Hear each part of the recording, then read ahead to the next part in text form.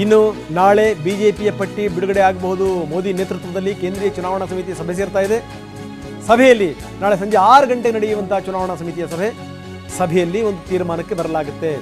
ರಾಜ್ಯದ ಅಭ್ಯರ್ಥಿಗಳ ಆಯ್ಕೆ ಬಗ್ಗೆನೂ ಕೂಡ ಸಭೆಯಲ್ಲಿ ಚರ್ಚೆ ನಡೆದಿದೆ, ನಾಳೆಯೂ ಕೂಡ ನಡೆಯುತ್ತೆ.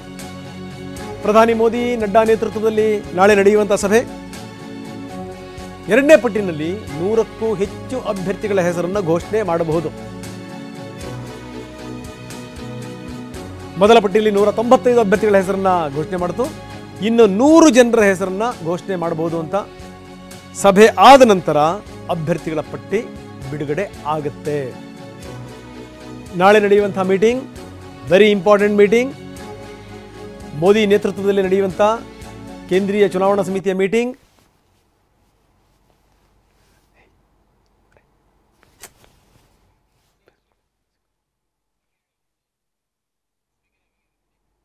ನಾಳೆ ಲೋಕಸಭಾ ಬಿಜೆಪಿ ಅಭ್ಯರ್ಥಿಗಳ ಹೆಸರು ಘೋಷಣೆ ಆಗುತ್ತೆ.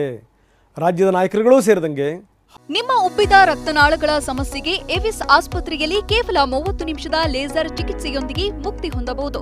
ಹೆಚ್ಚಿನ ವಿವರಗಳಿಗಾಗಿ ಸಂಪರ್ಕಿಸಿ 8088837300. ಹಲವಾರು ಜನರ ಹೆಸರುಗಳು ನಾಳೆ ಘೋಷಣೆ ಆಗುತ್ತೆ.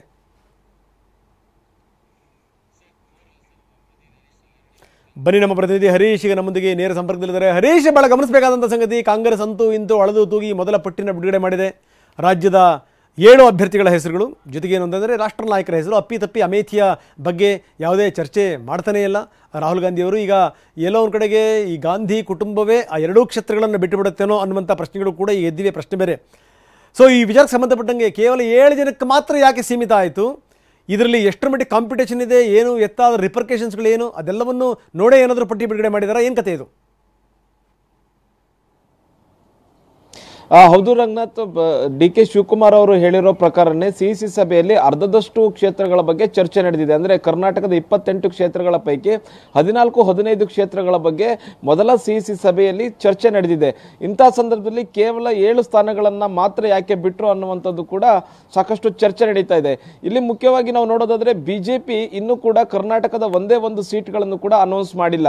ಇಲ್ಲಿ ಸಿಇಸಿ ಸಭೆಯಲ್ಲೂ ಕೂಡ ಅದೇ ಚರ್ಚೆ ಆಗಿದೆ. ಬಿಜೆಪಿ ಅಭ್ಯರ್ಥಿಗಳನ್ನ ಬಿಟ್ಟ ಮೇಲೆ, ಅಭ್ಯರ್ಥಿಗಳ ಪಟ್ಟಿ ಬಿಟ್ಟ ಮೇಲೆಯೇ ಕರ್ನಾಟಕದ ಇನ್ನುಳಿದಂತ ಕ್ಷೇತ್ರಗಳ ಕಾಂಗ್ರೆಸ್ ಅಭ್ಯರ್ಥಿಗಳ ಪಟ್ಟಿ ರಿಲೀಸ್ ಮಾಡೋಣ ಅನ್ನುವಂತಹದ್ದು. ಯಾಕೆಂದ್ರೆ ಇನ್ನು ಕೆಲವು ಕ್ಷೇತ್ರಗಳಲ್ಲಿ ಒಂದೊಂದೇ ಹೆಸರಿದೆ, ಆ ಕ್ಷೇತ್ರಗಳ ಅಭ್ಯರ್ಥಿಗಳ ಪಟ್ಟಿಯನ್ನು ಕೂಡ ಬಿಡಬಹುದಾಗಿತ್ತು. ಆದ್ರೆ ಬಿಜೆಪಿ ಯಾವ ರೀತಿಯಾದಂತಹ ರಣತಂತ್ರವನ್ನು ಅನುಸರಿಸುತ್ತೆ, ಯಾವ ರೀತಿಯಾದಂತಹ ಜಾತಿ ಲೆಕ್ಕಾಚಾರವನ್ನು ಹಾಕಿ ಅಭ್ಯರ್ಥಿಗಳ ಘೋಷಣೆಯನ್ನ ಮಾಡುತ್ತೆ, ಅದಕ್ಕೂ ನಾವು ಅನುಗುಣವಾಗಿ ನಾವು ನಮ್ಮ ಅಭ್ಯರ್ಥಿಗಳನ್ನ ಆಯ್ಕೆ ಮಾಡಬೇಕು ಅನ್ನುವಂತಹ ನಿಟ್ಟಿನಲ್ಲಿ ಈಗ ಯಾವ್ಯಾವ ಒಂದೊಂದು ಕ್ಷೇತ್ರಗಳಲ್ಲಿ ಅಂತಿಮ ಆಗಿದೆ, ಆ ಕ್ಷೇತ್ರಗಳಲ್ಲಿ 7 ಕ್ಷೇತ್ರಗಳನ್ನ ಈಗ ಅಭ್ಯರ್ಥಿಗಳನ್ನ ಘೋಷಣೆ ಮಾಡಿರುವಂತಹದ್ದು.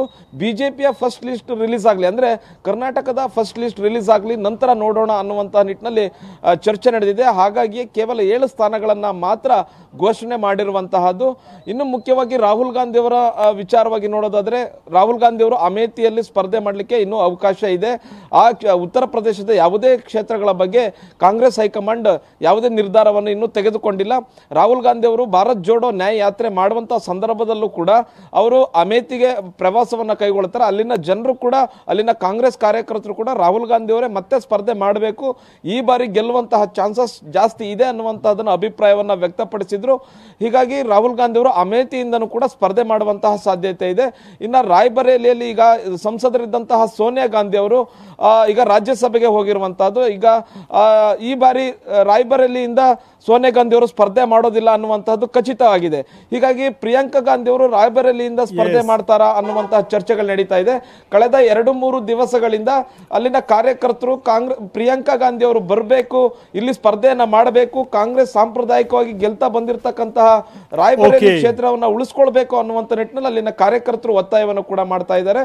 ಅಲ್ಲಿ ಬಹುತೇಕ ರಾಯ್ಬರೇಲಿಯಿಂದ ಪ್ರಿಯಾಂಕಾ ಸ್ಪರ್ಧೆ ಮಾಡುವಂತಹ ಸಾಧ್ಯತೆ ಇದೆ. ರಂಗನಾಥ್, ಓಕೆ, ಧನ್ಯವಾದ ತಮ್ಮೆಲ್ಲ ಮಾಹಿತಿಗೆ.